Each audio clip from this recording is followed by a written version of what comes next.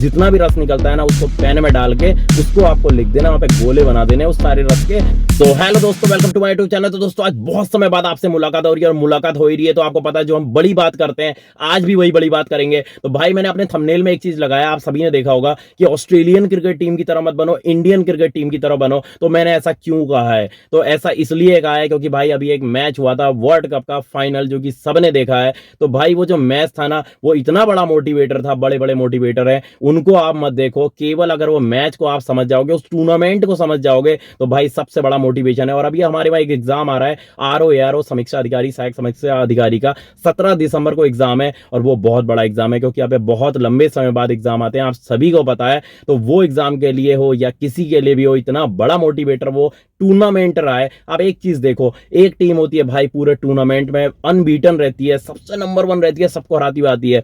और एक टीम होती है यार वो पूरे टूर्नामेंट में शुरुआत में सबसे लास्ट होती है और लास्ट में जब मैच खत्म होता है और टूर्नामेंट खत्म होता है तो वर्ल्ड चैंपियन बनती है। अब जो ये टूर्नामेंट है ना भाई, ये इतना बड़ा मोटिवेटर है, मतलब एस्पायरेंटों के लिए तो मैं मानता हूं ये इतना बड़ा मोटिवेटर, आपको बड़े बड़े किसी मोटिवेटर को सुनने की जरूरत नहीं है। इस टूर्नामेंट को अगर आप अच्छे से देख लो ना तो आपका भाई सारा बूस्टअप हो जाएगा। मतलब आप एक चीज देखो, बहुत सारे बच्चे होते हैं, हम में से ही होते हैं यार, हम लोग बहुत एग्जाम देते हैं, फेल हो जाते हैं। बहुत सारे हमने अच्छे अच्छे एग्जाम दिए, नहीं हो पाता नहीं हो पाता है। उसके बाद क्या होता है ना, आगे को भी हम एग्जाम देने जाते हैं, वहां भी हम बिल्कुल लो कॉन्फिडेंस में होते हैं। हम सोचते हैं यार मेरे से तो वो छोटा सा यार ग्रुप सी का एग्जाम नहीं निकला, ये क्या निकलेगा। तो ये आपको नहीं सोचना है। आप छोटी छोटी टीमों से आ रहे हैं, छोटे छोटे एग्जाम में, आपके कोचिंग में एग्जाम होते हैं, वहां पे कोई बच्चे तो यार 100 में से 80 लेके आ रहे हैं, 95 लेके आ रहे हैं, आपके वहां भी 50-60 आते हैं। और लेकिन आपको इसी से आपको लगता है कि यार मैं बड़े एग्जाम में क्या करूंगा, वो तो आरओ का एग्जाम है, यूकेपीएससी करा रहा है, मेरा तो कुछ भी नहीं हो पाएगा। ये आपको सब भूल जाना है मेरे भाइयों, सब कुछ। मतलब आपका एक दिन है, 17 दिसंबर को एग्जाम की डेट है, अगर उस दिन एग्जाम होता है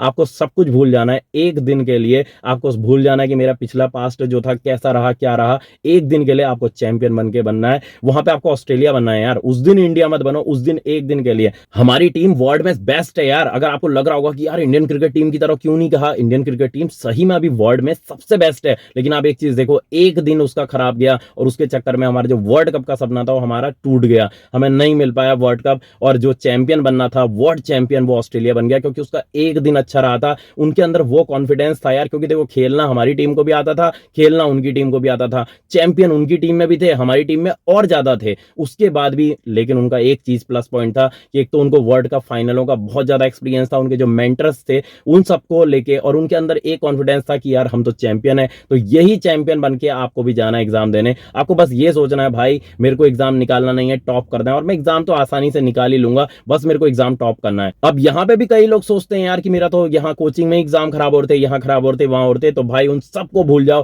केवल एक दिन के लिए ऑस्ट्रेलिया बनो। केवल एक दिन के लिए ऑस्ट्रेलिया वाला जो माइंड सेट है ना वो बनाओ कि भाई तुम चैंपियन हो यार। कोई बात नहीं, छोटे मोटे एग्जाम ग्रुप सी के नहीं निकले, कोचिंग के नहीं निकले, उनको भूल जाओ। आप बड़े एग्जाम के लिए बने हो, बड़े टूर्नामेंट के लिए बने हो। आप एक दिन के लिए बस वही माइंडसेट रखना है कि भाई मैं एग्जाम तो निकालूंगा। और देखो बहुत आसान है, देखो यहाँ पे अगर हम सिलेबस की बात कर लें, जो एग्जाम पैटर्न है, तो आपको कैलकुलेटिव होके खेलना है। 150 नंबर का एग्जाम आना है, 50 नंबर की रीजनिंग ये वो आएगी और 100 नंबर की आपकी आएगी जीएस। तो आप देखो जीएस में आप ले आओ 75-80 के आसपास में अगर आप ला सकते हैं, मतलब 70-75 तो मेरे हिसाब से आ सकता है। रीजनिंग में आपके जो जिन लोगों की मैथ्स अच्छी है उनके लिए तो बहुत ही, फिर तो लड्डू हो जाता है एग्जाम, समझ लो बहुत आसानी से वो 40 से 42-45 नंबर ले आते हैं। अगर आपकी थोड़ी भी रीजनिंग अच्छी है और जीएस आपकी अच्छी है, 90, मैं बता रहा हूं, अभी एग्जाम हुआ नहीं है आरओ की, यहीं पे मेरिट बता रहा हूं, 90 में आपके अच्छे खासे चांस बन जाएंगे, बहुत अच्छे खासे। अगर आप 90 ले आते हैं, 95 में आपके बहुत ज्यादा हाई चांस हो जाते हैं कि आपका हो ही जाएगा, बिल्कुल हो जाएगा। और 100 में तो वो तो खुद ही में 100 है,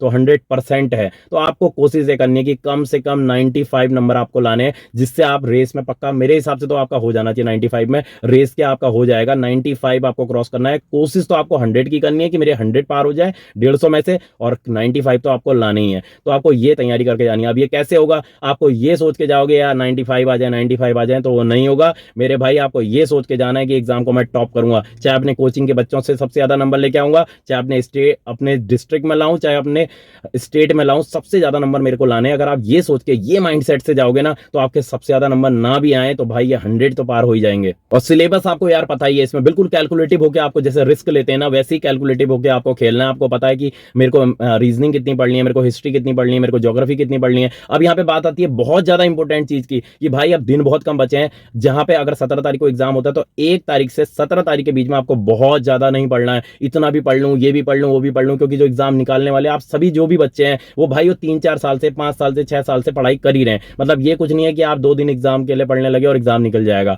तो पिछले टाइम में आपने सब कुछ पढ़ लिया है। अभी आपको क्या करना है, अपने दिमाग को जितना कूल रख सको, जितना कूल रखोगे दिमाग को, आप इसके बाद क्या करो, अगर 1 तारीख से 17 तारीख के बीच में जितना हो सकता है रिवाइज करो, पुराने जो क्वेश्चन पेपर हैं उनको सॉल्व करो, और लास्ट के कम से कम 3 से 5 दिन आप रीजनिंग हल्की फुल्की करते रहो, और साथ में करंट अफेयर पे ध्यान दो। करंट अफेयर पे ध्यान दोगे तो आपका दिमाग खुलेगा, आपको नई नई चीजें पता चलेंगी, और उसी से ही मिलके बहुत ज्यादा क्वेश्चन भी वहां पर आते हैं। तो करंट अफेयर आपके लिए बहुत अच्छी रहती है आपके दिमाग को खोलने के लिए, क्योंकि अगर आप बहुत सारा ये भी वो भी यहाँ भी सारा हिस्ट्री ज्योग्राफी सब बार बार पढ़ते रहोगे ना तो गुड़ गोबर हो जाएगा, और जब कुकर फुल हो जाता है ना, बहुत ज्यादा हो गया तो ब्लास्ट हो जाता है। तो आपको कुकर ब्लास्ट होने से बचाना है अपने को। वहां पे जितना आपने ये 3 साल 5 साल में पढ़ा है ना, वो सारे का रस निकाल के, वो सारा रस का जो जितना भी रस निकलता है ना, उसको पेन में डाल के उसको आपको लिख देना, वहां पे गोले बना देने उस सारे रस के। तो वही जो रस है और वही जो गोले हैं ना, वो सारा आपको आरओ में पास कराएगा, आप प्री में निकलेगा। और अभी मेंस की मत सोचो कि भाई मेंस में क्या होगा, मेंस में क्या करूंगा,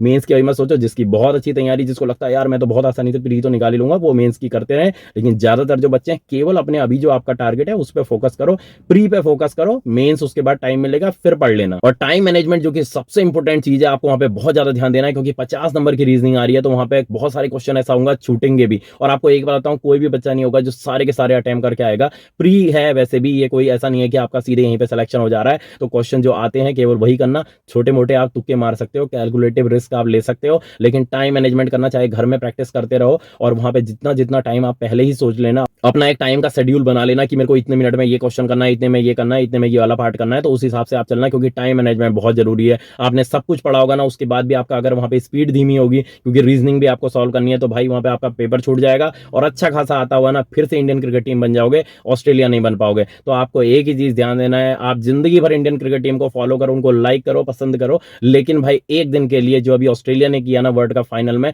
वो चीज आपको करनी है। आपको उस दिन चैंपियन बनना है, उस दिन अपना माइंडसेट चैंपियन वाला बनाना है, टेंशन नहीं लेनी है, बढ़िया करके। और वहां पे ये नहीं करना कि भाई मेरी तबियत खराब हो गई थी, ये हो गया था, वो हो गया था। बस अपना फुल जो घर पे रहते हो, मैं बार बार कहता हूं, जैसे रहते हो वैसे एग्जाम देने जाओ, टॉप मारने के लिए जाओ। कभी भी ये मत सोचो यार एग्जाम निकल जाए, टॉप मारने के लिए जाओ। सारी चीजें करके जाओगे तो भाई एग्जाम बहुत अच्छा होगा। आप सभी को मेरी ओर से बेस्ट विशेष है, एग्जाम अच्छे से दो। और उसके बाद मिलेंगे एग्जाम के बाद दोस्तों, मिलेंगे नेक्स्ट वीडियो के साथ। तब तक जय उत्तराखंड, जय भारत।